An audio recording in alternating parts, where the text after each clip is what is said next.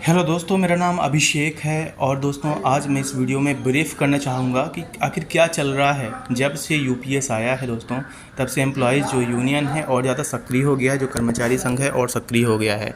दोस्तों फ़िलहाल देखिएगा, जो ओपीएस की मांग है अब भी जारी है और ये लगातार इसकी जो मांग है ये मजबूती पकड़ती जा रही है। जो national movement for old pension scheme है, जिसके संचालक, जिसके नेतृत्वकर्ता विजय कुमार बंधु जी हैं, ये देश के एकमात्र इकलौते सच्चे जो एम्प्लॉयज़ यूनियन के लीडर हैं वो हैं।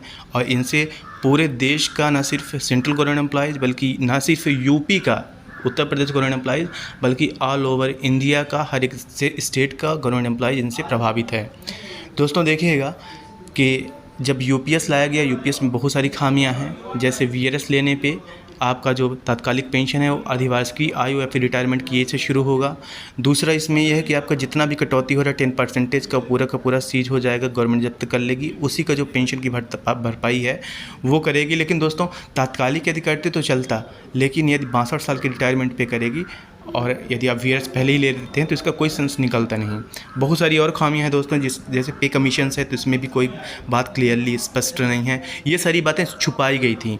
जैसे ही ये प्रेस कॉन्फ्रेंस के माध्यम से जब प्रश्न पूछे गए तो ये जो national movement for old pension scheme के जो सदस्य हैं ये पूरा एक्टिव हो गए।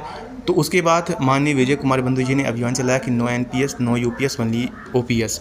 दोस्तों इसी के विरोध में 2 से लेकर 6 सितंबर तक, 2 से 6 सितंबर तक जितने भी भारत देश के गवर्नमेंट इंस्टीट्यूशंस हैं वहाँ पे सभी काली फित्ती बात कह रहे हैं या फिर कोई ना कोई काला आवरण ज़रूर है उनके पास, जिससे कि विरोध दर्ज करा पा रहे हैं कि जो पेंशन का मुद्दा है यूपीएस वो गलत है, उन्हें सिर्फ ओपीएस चाहिए। या फिर अगर आपको यूपीएस लाना ही था तो आप इतना बड़ा एक डिसीव ना करते एम्प्लॉयज़ के साथ। दोस्तों मैं ऐसा क्यों बोल रहा हूँ, क्योंकि एम्प्लॉयज़ के साथ ये एक छल है। क्योंकि यदि एम्प्लॉयज़ यूनियन के जो शीर्ष नेतृत्व करता है शिव गोपाल मिश्रा जी, अगर ये चाहते तो ये नौबत कभी आती ही ना। इनको ये सारी बातें पता थी, फिर भी इन्होंने अप्रूवल दिया।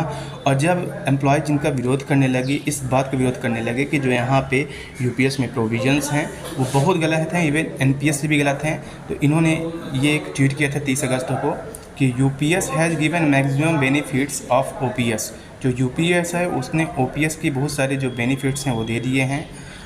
और आगे इन्होंने बोला है कि if any improvements will be required, यदि कोई भी सुधार की ज़रूरत उसमें पड़ती है, that will also be done, तो वो भी किया जाएगा। मतलब यूपीएस में बदलाव होगा। यूपीएस जिस हिसाब से बोल रहे थे विजय कुमार बंधु जी कि ये एनपीएस के अंदर एनपीएस है, तो ये बात सही है। ये जो एम्प्लॉयज़ यूनियन के शीर्ष नेतृत्व जो गवर्नमेंट के सामने रिप्रेजेंटेशन दे रहे थे, उन्होंने खुद माना है कि इसमें गलतियां हैं, खामियां हैं और इसमें सुधार की ज़रूरत है, सुधार होगी।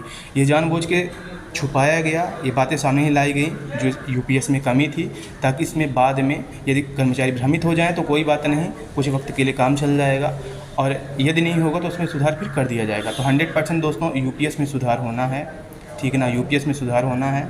और मैं एक बात और बोलूँगा कि जितने भारत देश के गवर्नमेंट एम्प्लॉयज़ हैं सभी विजय कुमार बंधु जी को देखें। वो एकमात्र इकलौते ऐसे सच्चे इंसान हैं जो कि कर्मचारियों के लिए बात करने हैं। Thank you.